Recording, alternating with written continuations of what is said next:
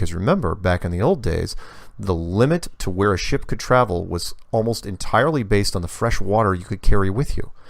If you could drink the water you were sailing on, they go for a heck of a lot longer. So like Antarctica, great example. When you're heading out to Antarctica, let's say you're doing wooden ships in the 1400s or 1500s. You get close, you're going to, salt water starts to freeze at about 15 degrees. You're going to start running into icebergs. Well, icebergs just throw absolute terror into the hearts of sailors everywhere. Even today, nobody likes an iceberg. And if that doesn't turn you around, fine. How about a 200-foot wall of ice when you get there? Fine. You think you scaled that? Great. How about no animal life, no plant life, no indigenous population, nothing you can sack or raid along the way? And that goes on for a long, long, long time. So you've got to take your supplies with you. Antarctica, metaphorically, screams, go away. It all came down to technology. Remember how we were talking about earlier about negative reinforcement, meaning branded icebergs and hostile environments. And human beings really had no way to counteract that until the internal combustion engine was mass produced. We were toying with the internal combustion engine in the 1800s, but really until the Americans started messing with it in the early 1900s did we finally be able to exploit the technology. And by that I mean planes, not just those bipods used in World War I. The planes got exponentially better. And in 1928, so the thing I kind of joked with before was, let's say you're the king of France in 1500, right? And you had a map of the flat Earth. What could you do with it? Pretty much nothing. You had wooden ships and horses. With that technology, you were stuck. So until you had planes that could fly over the ice, you really couldn't do much. So in 1928, the Americans started sending their best guys out to Antarctica and just kept them flying further and further and further out. And it took, in 1928, you're not going to be able to fly very far. Right. But the missions just kept going, and they took a break during World War II because they had to fight the war. A little side note: out of all the countries that were down in Antarctica previous to that, only one stayed during World War II. Do you know who it was? Trivia question for you. Don't tell me it was the Nazis, right? Yes, it was Nazi Germany, straight out of Indiana Jones. If they could find a way to win the war, they would go anywhere, and that's what they did. And they were the only ones down there to where a very secret mission that's not exactly tied to flat Earth, but it is interesting because the guy that headed up the counterattack, which still is shrouded in mystery, Admiral Richard Byrd, launched Operation High Jump, the only full-scale military operation in Antarctica that was public, in 1946, supposedly to root out the last of the German forces. But as you know, by the time he got to his press conference in 1954, there were no Germans to worry about. And what I mean by press conference is television appearance. I got to mention this. I'm kind of framing the U.S.-Soviet thing for you. So Richard Byrd, what he would do is he'd go down on these missions. Remember, he was down there for pretty much 30 years. The better part of his life, he was down in Antarctica just flying around in his own plane because he was a pilot as well. And he'd come back to the States and go around the world and do little tours. It's like, hey, I'm the greatest explorer in the world. Shake my hand, autograph, take some pictures, shake some babies. And he went on this American show called Longines Chronoscope back in 1954. It was a CBS show. And it was, I think, a watch company. And it's spelled Longines, if you guys want to look it up. And it's great. We were lucky to get the footage where it's very clear too. It looks like it's straight from the studio. It's awesome footage. And he goes on there. It's black and white, of course. And he's talking about Antarctica. This is 54, mind you, where he's saying, well, the place is pretty much made out of money, and everybody's down there. The Argentinians, Chile, New Zealand, Australia, Great Britain, the Russians, the Americans, anybody who's anybody is down there at the time. And he's setting up for one more mission. Turns out it was going to be his last, which was Operation Deep Freeze in 1955 to 1956. And that's when, that was one of those turning points for me, because I know that the world is based on greed and power and money. Got to have those resources, man. Got to have those resources. So when he's down there and he's on this show saying that, hey, look, the entire place is just made out of money. You get a mountain range made out of coal that could fuel the whole world. There's oil, there's minerals, there's uranium, which he wasn't even supposed to say, because uranium was not a well-known word in 1954. And he goes down there in 1955 and 1956, and that's when the world changed. So after Operation Deep Freeze, which was, let's say, the middle of 1956, starting into 57, that's when, after 30 years, that's Murphy's Law for you, though, isn't it? Where it's like, well, we can't find it. Because if you have the old maps, until you can confirm the maps, what do you really know? And they didn't know anything. So but then in Operation Deep Freeze, they found it. They found the outer marker. Now, they're not going to say it. They're not going to admit to it. But that's the only thing that could scare anybody off the ice. It's not going to be a frost giant. Everybody went off the ice at the same time, almost immediately. In fact, several things happened that were so monumental and so broad stroked that you're looking at it, you're going, holy smokes, what happened down there to freak everybody out?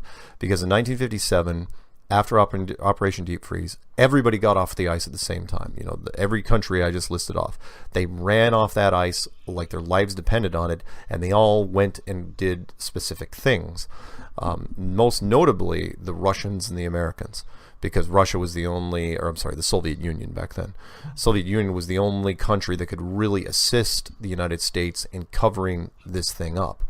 The first thing they did was they went back to their respective homes and they started firing atomic-tipped rockets straight up in 1958. And they did that for 4 years straight, both the United States and the Soviet Union, for no apparent reason. And the first 3 shots, the United States at least categorically admitted what they were using back then. The first 3 shots by the Americans were all in the megaton range. And you got to remember that megaton was not a word that anybody used back in the late 1950s. The Hiroshima and Nagasaki, those were low kiloton weapons. Megaton is a scary, scary word. It's 1 million tons. It's a huge amount, a huge explosive. So the Americans, after those first 3 shots, you could tell the Americans, whatever they were trying to bust through, they weren't going to do it. If you can't bust through something with a 3 megaton weapon, you're not going to.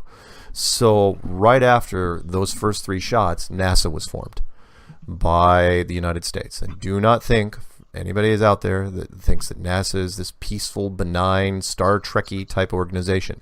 It is Department of Defense, United States military, through and through. In fact, it is uniquely military. It is based on the still burning embers of the Nazi war machine. NASA was founded by our half of the NASA rocket scientists that were developing the V-2 rockets back in World War II. Russia got the other half of them, and they were using those guys for their space program. But it wasn't the space program that you were thinking, and we'll get into that in a second.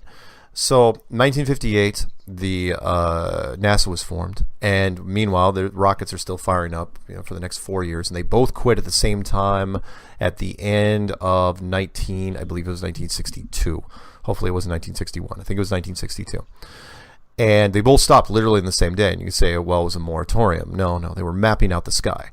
If you couldn't bust through it, at the very least, you could use them as glorified paintball guns and, figure out where the curvature was. Because eventually you're going to have to fake the space programs and call it a space race. And therefore, if you call it a space race, higher degree of getting funding.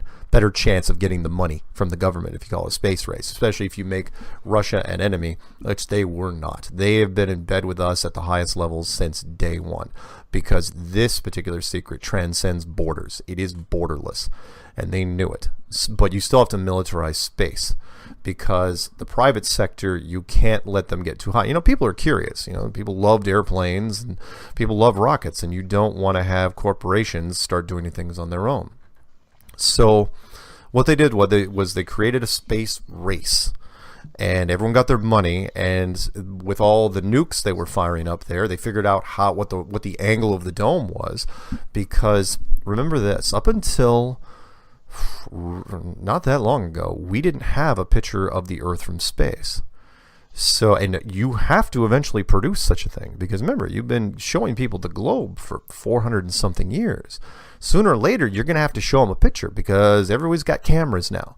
And someone, you don't, so you have to control the picture. You can't let the private sector try to take their own picture. So the government says, no, we'll take care of it. That's fine.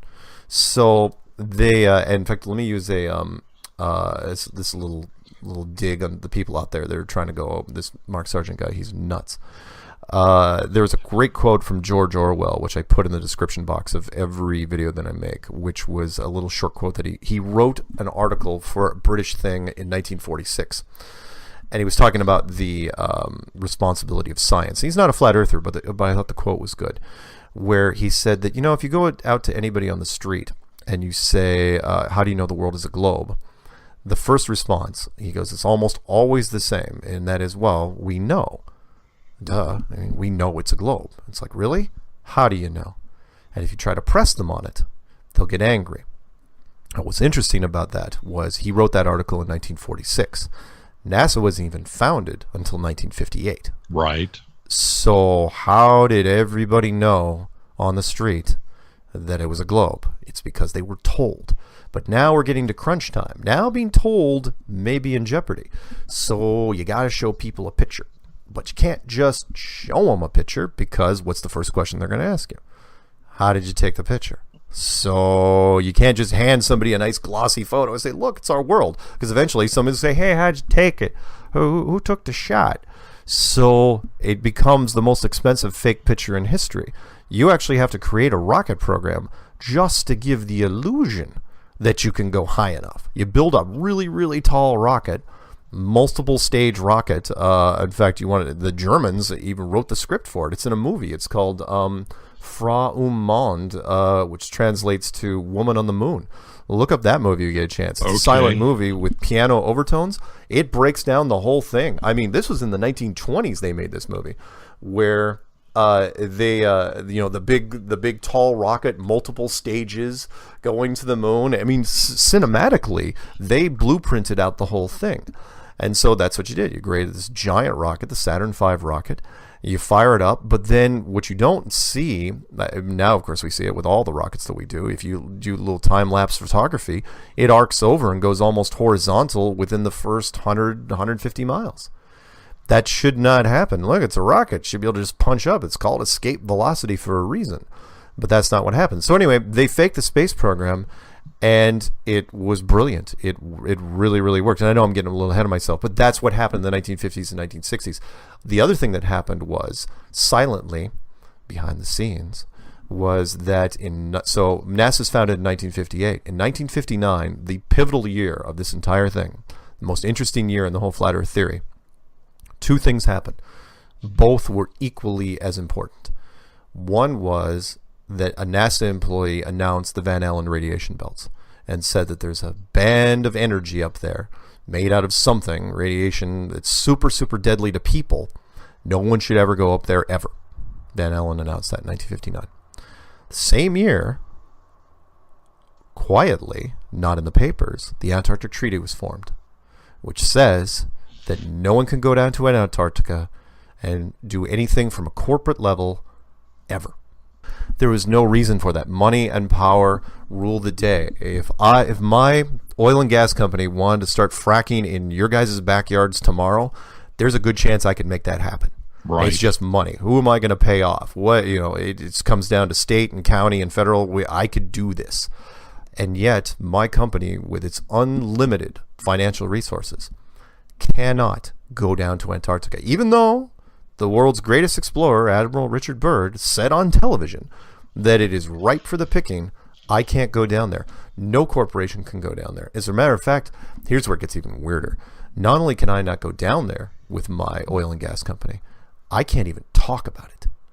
And you're thinking, because people whine, they complain about all sorts of stuff. I mean, honestly, this is politics 101. I just go to my friend at the New York Times and say, hey, I'm going to give you a whole bunch of money. Let's run a full page ad every month saying how great it would be for Mark's Oil and Gas Company to go down to Antarctica. I'm not even allowed to do that. There are quiet meetings behind the scenes, probably under the guise of national security, where they talk with the presidents of different oil companies that are even thinking about it. I'm sure they tap their phones and monitor their emails, and they just send an agent in. Doesn't he have to be a high-level agent? And says, look, national security, you can't go down there. And this applies to every country that you can think of. Once you become an economic power, this treaty is put in front of you, and it says your country cannot set up shop in Antarctica ever. How does a treaty? Okay, first of all, there's no treaty lasts that long, and this one isn't even up for review until the year 2041. Second, how many treaties do you know are that unilateral, where everyone agrees on it? You mean China is going to agree with Russia, that's going to agree with America, that's going to agree with the UK, and just go on and on and on and on down the line where nobody complains? Look, the UK and Russia, they needed to rebuild after World War II. Russia was a freaking smoldering mess. They needed the resources. They didn't complain. Britain didn't complain. America, they didn't have to complain necessarily. They were the ones that were kind of instrumental in the whole thing. But it's a fascinating, even today. So and people look it up and it's like, no, dude, I can totally book a flight right now down see penguins. It's like, yeah, fine. Spend $15,000. They'll take you out to the peninsula. You can take pictures with penguins. You try to do that with your company. Say you're going to do something down there. Not even possible. In fact, if even an individual, say you want to go down there and you want to charter a plane or a helicopter. If you're going to try to go in the interior, you're going to have to go through multiple permits signed off by multiple countries. That's also the reason why they split it up into so many different fragments. Meaning, it's not that way. If you get through one country's barriers, another country can just say, oh yeah, we don't want you to do it. And then what are you going to do? You can only complain to your own country. Millions of square miles of ice and snow and resources, and nobody gets to have it. Why? What conspiracy is bigger than money? There's only two that I know of that are so big that money does not play into a factor. The two reasons is, of course, the shape of the world. The other is what happens when you die, life after death. Those are the only two things that are bigger than money. And that's what we're talking about here.